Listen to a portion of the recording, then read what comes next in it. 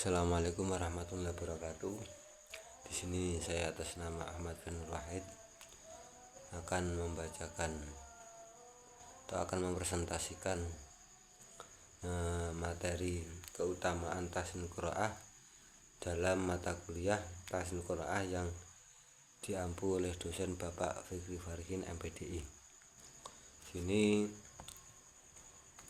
yang saya presentasikan adalah tentang keutamaan tahsin Qiraah atau memperbaiki atau memperindah bacaan Al-Quran.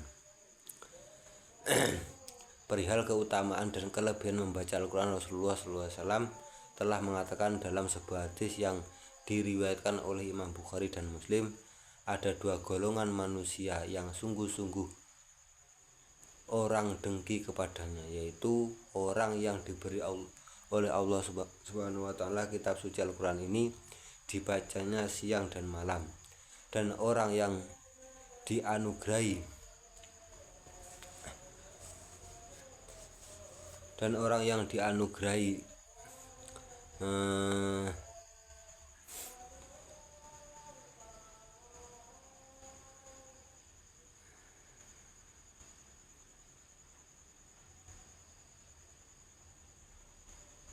Allah kekayaan harta siang dan malam, kekayaan itu digunakannya untuk segala sesuatu yang diridhoi Allah Subhanahu wa Ta'ala.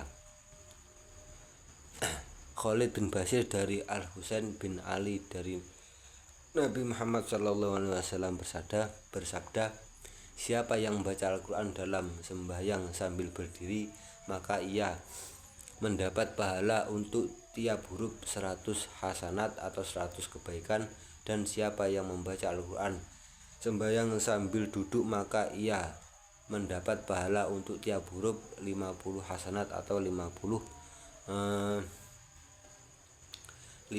kebaikan.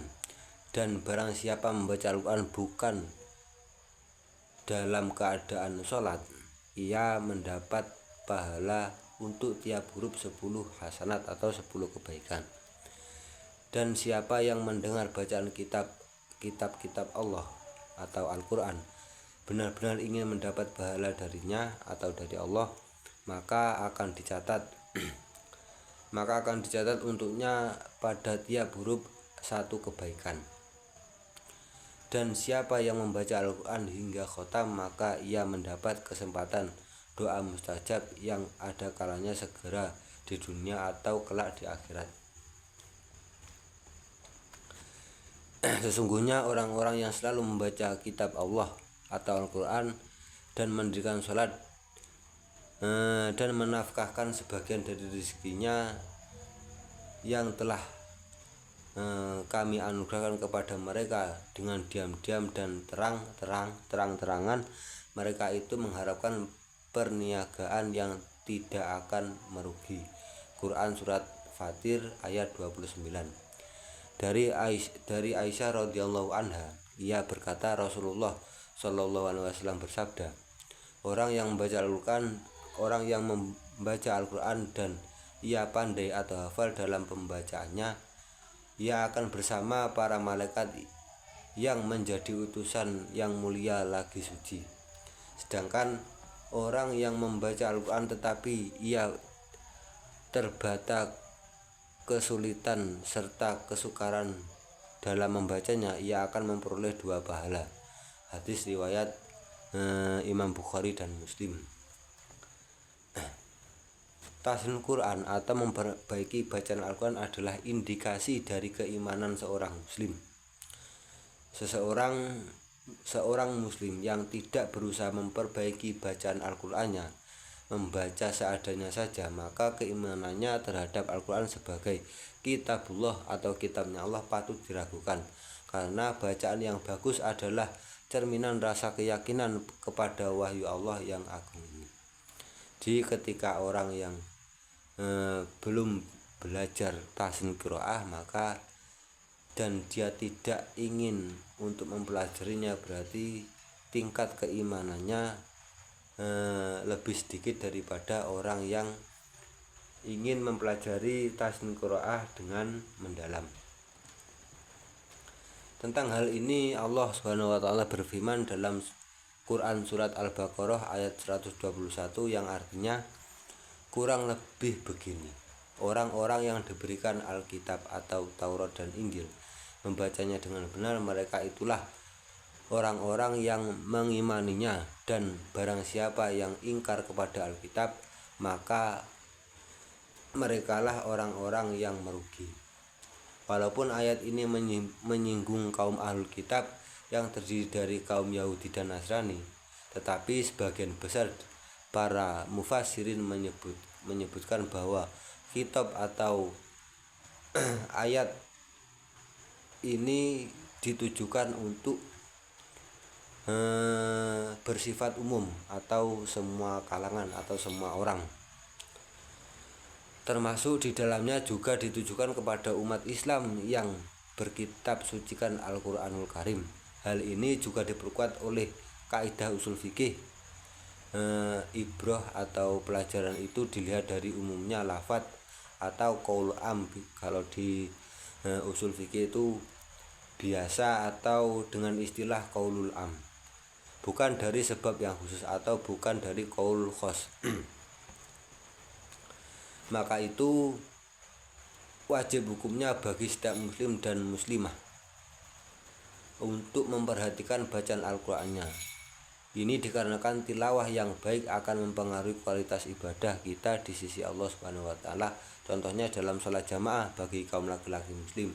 Bacaan Al-Fatihah yang tidak baik dan berantakan dapat menyebabkan sholat jamaah menjadi tidak sempurna, yang pada gilirannya akan mempengaruhi ke kualitas sholat kita di sisi Allah Subhanahu wa taala.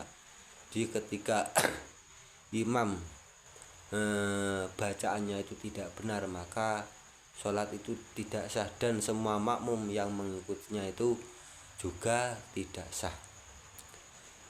Diterima kalau ditolak, kalau sah misalkan tapi bacaannya kurang baik, bisa dipastikan dengan tilawah yang tidak beres dan buruk itu ibadah sholat kita menjadi cacat dan berpeluang besar tidak diterima oleh di hadapan Allah Subhanahu wa taala.